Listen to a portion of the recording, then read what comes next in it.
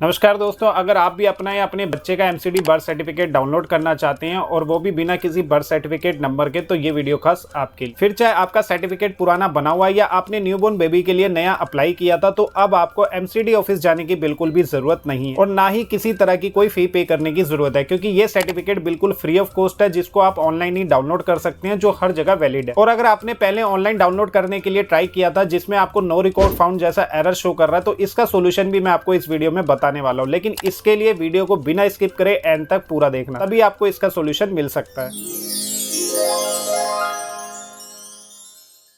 सबसे पहले आपको गूगल पे टाइप करना है एमसीडी। इसके बाद सबसे ऊपर आपको म्यूनिसिपल कॉर्पोरेशन ऑफ दिल्ली के इस लिंक पे क्लिक करना है। फिर यहाँ राइट हैंड साइड पे ऑनलाइन सर्विसेज का ऑप्शन मिलेगा, जिस पे आपको क्लिक करना है। अब यहाँ नीचे आपको सभी ऑनलाइन सर्विसेज देखने को मिल जाएगी और बर्थ सर्टिफिकेट के लिए यहाँ आपको इस सर्विस के ऊपर क्लिक करना है, जहाँ लिखा हुआ है registration of birth and death. और अगर आपको ये ऑप्शन यहाँ पे देखने को नहीं मिलता, तो यहाँ सर्च पे टाइप करेंगे बर्थ, तो ये सर्विस यहाँ पे आपको शो करने लगेगी, जिस पे आपको क्लिक करना है। लेकिन क्लिक करने से पहले ध्यान रहे, जब आप इसके ऊपर कर्सर को लेके जाते हैं तो यहाँ आपको दो तरह की सर्विसेज शो करती हैं। पहला सिटीजन लॉगिन, दूसरा बर्थ वेरिफिकेशन। तो अगर आपको बर्थ सर्टिफिकेट डाउनलोड करना है तो सिटीजन लॉगिन के ऊपर क्लिक करेंगे, और अगर आपको सिर्फ पहले अपना डाटा सर्च करना है तो नीचे वाले वेरिफिकेशन के ऑप्शन पे क्लिक करेंगे, क्योंकि दोनों ही सर्विसेज के लिए अलग अलग वेबसाइट ओपन होगी। पहले हम जल्दी से अपना डाटा सर्च कर लेते हैं। तो यहाँ क्लिक करने के बाद एरिया सेलेक्ट करने का एक पॉपअप मैसेज आएगा, जिसे ध्यान से समझना, क्योंकि 90% लोग इसी स्टेप में आके गलती करते हैं। इस स्टेप में आपको तीनों में से किसी एक ऑप्शन को सेलेक्ट करना है, जैसे कि जोन, वार्ड या फिर कॉलोनी। मतलब जिस हॉस्पिटल में बच्चे का जन्म होता है उसके पास की एमसीडी से ही सर्टिफिकेट बनाया जाता है। तो अगर आपका ऑलरेडी सर्टिफिकेट बना हुआ है तो उस पे इस तरह का जोन लिखा होता है, जिसे यहाँ से अपने अकॉर्डिंग सेलेक्ट करेंगे। और अगर आपने गलत जोन सेलेक्ट किया तो आपका डाटा कभी भी शो नहीं करेगा, क्योंकि पिछली वीडियो में जहाँ मैंने एमसीडी बर्थ सर्टिफिकेट में ऑनलाइन करेक्शन करने के प्रोसेस के बारे में बताया था, वहाँ मोस्टली लोगों का यही इशू था कि नो रिकॉर्ड फाउंड का एरर आ रहा है या फिर लॉगिन ही नहीं हो रहा है। तो सबसे पहले ये जरूर चेक कर लेना कि आपने अपना एरिया सही से सेलेक्ट किया है या नहीं।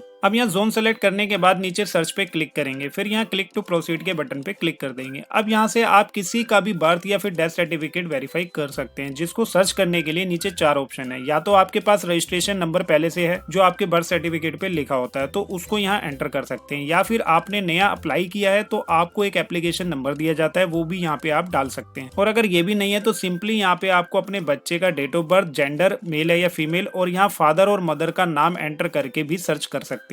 और अगर आपका डाटा फिर भी सर्च नहीं कर रहा है तो यहाँ आप उस मोबाइल नंबर को एंटर करेंगे जो आपने बर्थ सर्टिफिकेट के टाइम पे दिया होगा, या फिर जिस हॉस्पिटल में आपके बच्चे का जन्म हुआ है तो वहाँ जो भी नंबर आपने दिया होगा उसे यहाँ पे एंटर करना। लेकिन मेरी एडवाइस आपको यही रहेगी कि थर्ड ऑप्शन जरूर ट्राई करें, जिसमें आपको डेट ऑफ बर्थ, जेंडर और पेरेंट्स का नाम डालना होता है, क्योंकि कई बार स्पेशली गवर्नमेंट हॉस्पिटल वाले या तो आपका मोबाइल नंबर गलत डाल देते हैं या फिर अपना, जो मेरे केस में भी हुआ था, वहाँ उन्होंने कोई और नंबर डाल रखा था, जिसकी वजह से ना तो मैं लॉगिन कर पा रहा था, ना ही मैं अपना सर्टिफिकेट सर्च कर पा रहा था। तो एग्जाम्पल के लिए मैंने यहाँ पे अपना मोबाइल नंबर डाल के नीचे कैप्चा कोड एंटर किया, और जैसे ही सर्च पे क्लिक करेंगे तो नीचे आप देख सकते हैं कि सारा का सारा डाटा आ जाएगा। तो इसका मतलब मेरे सर्टिफिकेट ऑलरेडी जनरेटेड है, जिसे मैं यहाँ से डाउनलोड भी कर सकता हूँ, और उसमें कोई करेक्शन करना चाहूँ तो वो भी मैं ऑनलाइन कर सकता हूँ। और अगर यहाँ पे भी आपका सर्टिफिकेट शो नहीं कर रहा तो डोंट वरी, उसका भी एक और तरीका है, जिसके लिए फिर से आपको इस पेज पे आके आप सिटीजन लॉगिन पे क्लिक करना है और अपना जोन सेलेक्ट करके नीचे सर्च पे क्लिक करना है और फिर से क्लिक टू प्रोसीड पे क्लिक करना है। तो आपके सामने इस तरह का यूजर इंटरफेस आ जाएगा।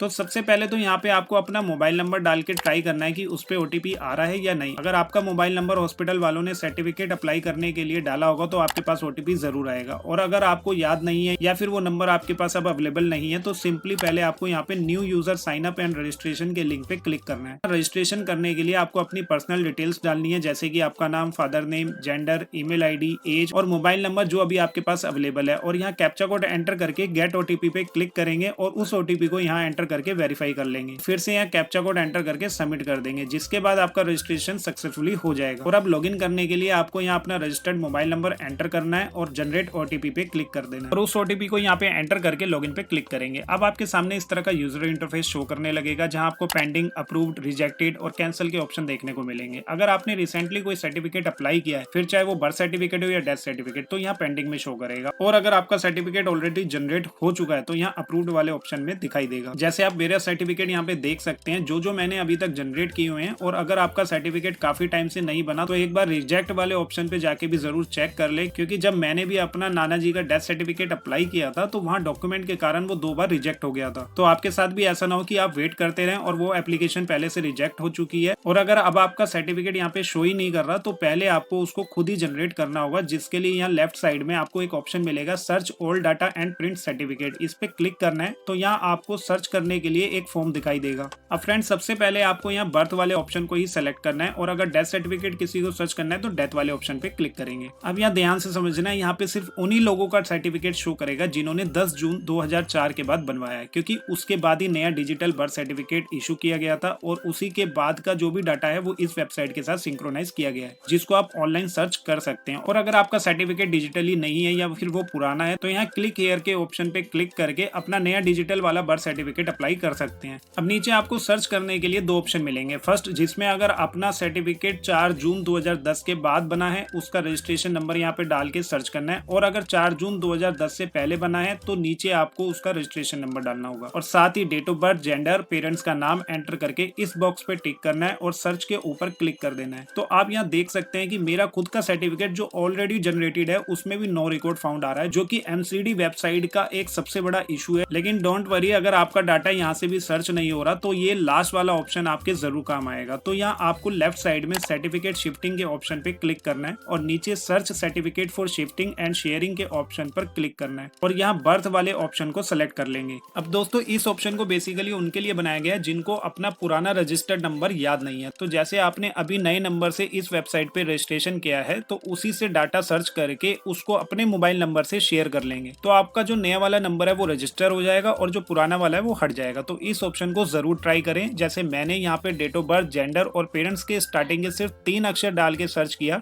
तो नीचे आप देख सकते हैं कि यहाँ पे डाटा सर्च हो चुका है। अब यहाँ राइट साइड में एक्शन बटन के ऊपर कर्सर को लेके जाएंगे तो यहाँ आपसे पूछेगा कि ये सर्टिफिकेट को सिर्फ आप अपने मोबाइल नंबर से शेयर करना चाहते हैं या फिर उसको पूरी तरीके से शिफ्ट करना चाहते हैं। तो यहाँ आप शिफ्ट वाले ऑप्शन पे ही क्लिक करेंगे तो आपको इस तरह से एक फॉर्म दिखाई देगा जिसे आपको फिल करना होगा। इसमें आपको अपनी कुछ डिटेल्स फिल करनी होगी, डॉक्यूमेंट अपलोड करने होंगे जैसे कि आईडी प्रूफ और आपके सिग्नेचर, और नीचे सबसे लास्ट में उसके रिमार्क में आपको जिसका भी पुराना नंबर रजिस्टर होगा वो दिखाई दे जाएगा और आपका उनसे क्या रिलेशन है वो यहाँ पे टाइप करके बताना होगा। तो यहाँ पे आप कुछ भी लिख सकते हैं, ये मेरा ही पुराना नंबर है या फिर हॉस्पिटल ने गलत नंबर एंटर किया हुआ है, उसके बाद सबमिट कर देंगे। तो इसको अप्रूव होने में थोड़ा सा टाइम लगेगा, जिसके स्टेटस को आप चेक करने के लिए यहाँ होम पे क्लिक करेंगे तो यहाँ पेंडिंग वाले ऑप्शन में इसका स्टेटस आप ट्रैक कर सकते हैं। और जैसे ही आपका सर्टिफिकेट जनरेट हो जाएगा तो अप्रूव्ड वाले ऑप्शन पे क्लिक करेंगे तो नीचे आपके सर्टिफिकेट की डिटेल्स आ जाएगी और नीचे इस कर्सर को राइट साइड की तरफ मूव करेंगे तो यहाँ ग्रीन कलर में एक्शन के बटन के ऊपर क्लिक करना है, जहां आप व्यू फॉर्म पे क्लिक करके चेक कर सकते हैं कि कौन कौन सी डिटेल्स हॉस्पिटल की तरफ से या आपकी तरफ से फिल की गई थी। ऐसी एक्टिविटी हिस्ट्री भी देख सकते हैं।